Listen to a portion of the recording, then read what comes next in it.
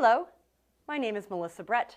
My husband John and I own and operate Welden Hardware here in the center of Simsbury on Station Street. Spring weather is finally showing up around town. I know everyone has been anxious for warmer weather to arrive, although we are just about at average temperatures for this time of year. So before you take out your lawnmower, there are several things you should tend to right away. Some shops, such as ours, offer power equipment repairs and tune-ups, which you have done it on a regular basis. But for you do-it-yourselfers, these basic tasks should be done before your first mowing. First and foremost, thoroughly check for any mouse nests that may be built over the winter.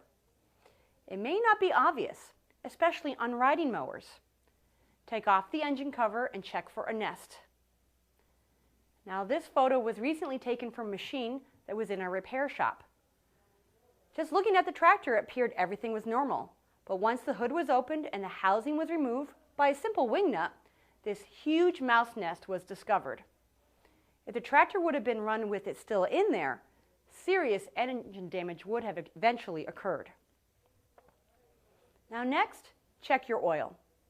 Most air-cooled engines use about 1 ounce of oil for every hour of use. The average walk-behind mower's oil capacity is 20 ounces.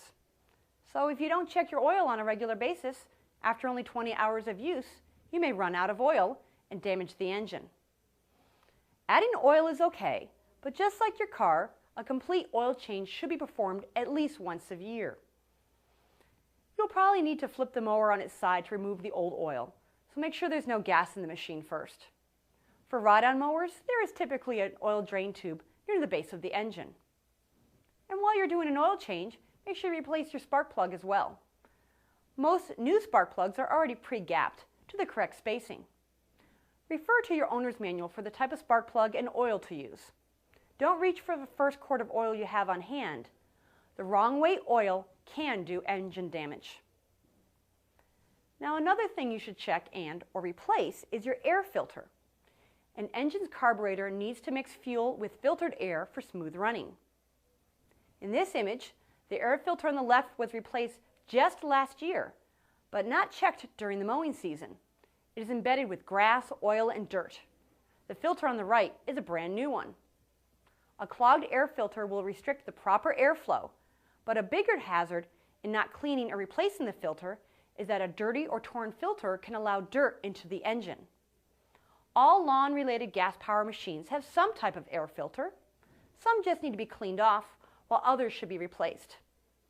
And if you plan on tipping your machine for an oil change or blade removal, make sure you tip it always towards the oil dipstick side, or oil may seep out and become embedded into the air filter, and then you need to replace it. Mower engines have cooling fins that help distribute heat from the engine, which matters most on the hotter days. We are already seeing machines that have old grass clippings and dust accumulated from last fall of them in our shop. Running a whisk broom back and forth over the fins takes just a few seconds, but could save your engine from overheating. Also, check under the deck of your machine and scrape out any old built-up grass. You should sharpen your mower blades 2 to 4 times during a mowing season, but definitely start off the season with a sharp blade. You can sharpen the blade yourself, but not only should it be sharpened, but balanced in order to have an even cut, especially if you plan on mulching your grass instead of bagging. And sometimes a blade just needs to be replaced, as in this picture.